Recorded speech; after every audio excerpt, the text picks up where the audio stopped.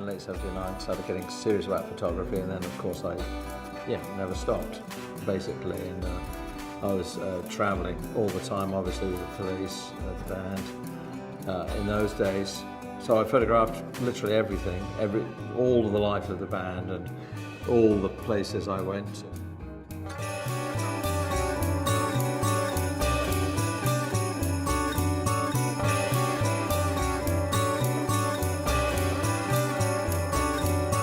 That doesn't mean I was any good at it, but I was certainly not afraid to keep picking up the camera. Some people ask me, well, was that like a form of autonomy for you to have the camera?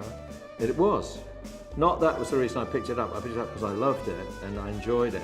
Not like, oh, this is going to give me autonomy outside of the band, I'm going to do it. No, because the band thing is always a sort of a very difficult democracy or a dictatorship. The camera was mine, the photography was mine, and I could do that on my own. It's not like, the band stopped and then I stopped doing photography.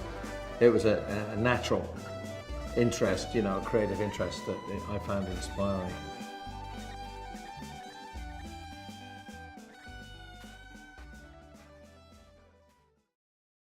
Ramos era uma praia linda, onde gente endinheirada ia passar o fim de semana com seus barcos, então era uma praia linda, né? Enfim, mas aí com a poluição da Baía de Guanabara, aquilo ficou inutilizável. E a piscina, na verdade, eles chamam de piscina, mas é um lago, porque tem um tamanho de um lago, assim, um negócio enorme.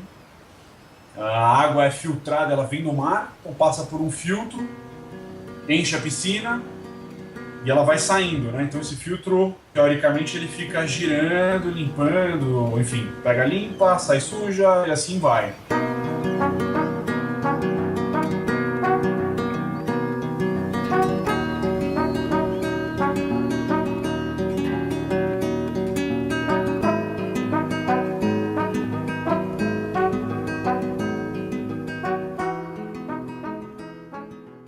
Vejo eles como parte de parte de um grupo de trabalhos que falam sobre o homem, né? Sobre as cidades, sobre as nossas cidades, os nossos espaços e as nossas coisas. Eu sempre tive na cabeça que eu gostaria de fazer um trabalho no Brasil que fosse ligado à praia, um projeto mais profundo, digamos, que eu passasse mais tempo, enfim, imagens de praias bonitas no Brasil existem milhões. O interesse é muito mais sobre como a gente vive nas cidades onde a gente vive e por que a gente escolhe viver do jeito que a gente vive, né?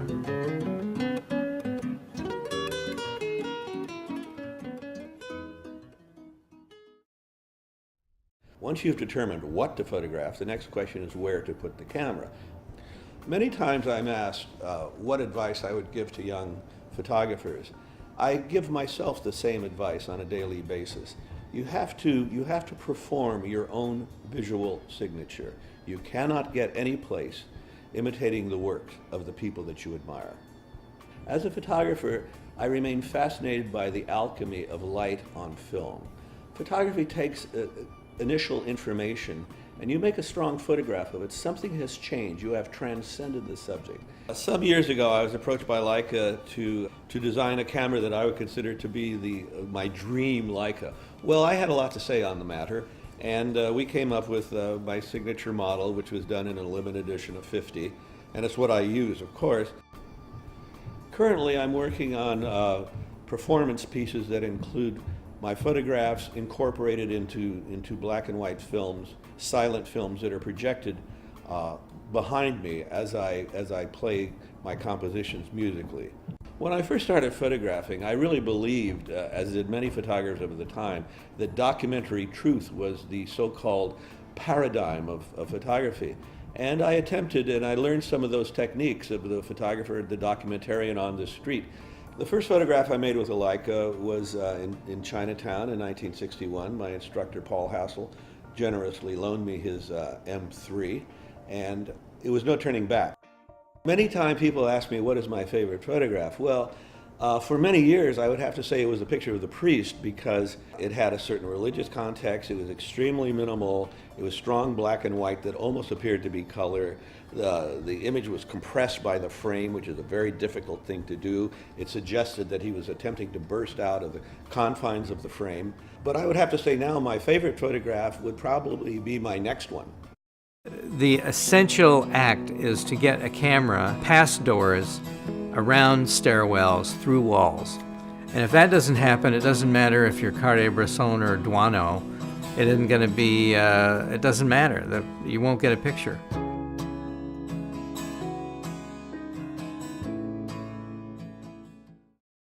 A exposição é uma compilação de basicamente a última década do meu trabalho. É um momento de extrema intensidade e dor e uma oportunidade muito grande que eu posso parar e refletir sobre a minha vida. Aqui nessas paredes estão o resultado dos maiores esforços que eu empreendi na minha vida. É uma oportunidade de recomeço para mim.